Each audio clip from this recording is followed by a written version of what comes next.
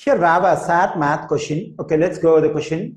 F of x equals to negative 1 over 5 times x negative 3. The linear function f of x given above is perpendicular to g of x when graphed in the xy plane. If g of 0 is equal to 0, what is the value of g of 2? Okay, the given function is a linear function, that is f of x equals to negative 1/5 x negative 3. Actually, this function is in slope intercept form, that is f of x equals to mx positive b. Okay, so here the slope of the given linear function is negative 1 over 5.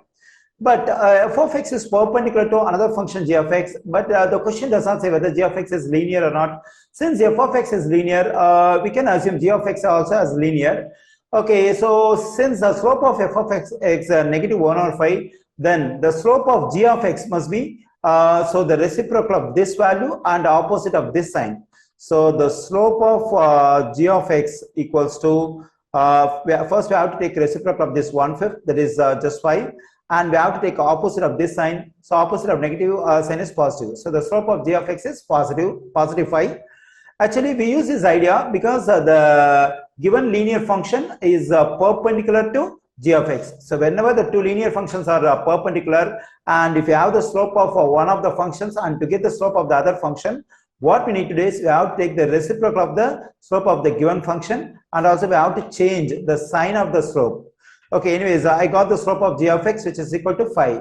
Okay, now I can write the function g of x in slope intercept form, that is g of x equals to mx positive b. So here already I got the slope of g of x, so that is 5. So I can plug in 5 for the slope m, then g of x equals to 5x positive b.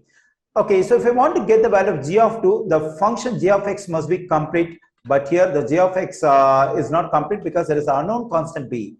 Okay, so to get this value of unknown constant b, I mean the y-intercept, what we can do is we can use this information, that is g of 0 is equal to 0. Okay, so here g of 0 means at the place of x we have 0, so I can plug in 0 over here. So g of 0 means on the right side also I have to plug in 0 for x, so 5 times 0 positive b. So g of 0 is equal to 5 times 0 is 0, 0 positive b is just b. Okay, so we have g of 0 is equal to 0, so we can plug in 0 for this g of 0. So when I plug in 0 for g of 0, I am getting 0 equals to b, that means the value of b is 0. So now we can write this function g of x as g of x equals to 5x positive 0. So g of x equals to 5x positive 0 is just 5x. Okay, now the function g of x is complete. Okay, now we can find the value of g of 2 by plugging in x is equal to 2. So because here at the place of x we have 2, so let's plug in x equals to 2. So we get on the right side also we have to plug in x equals to 2. 5 times 2 is 10. So the value of g of 2 is 10.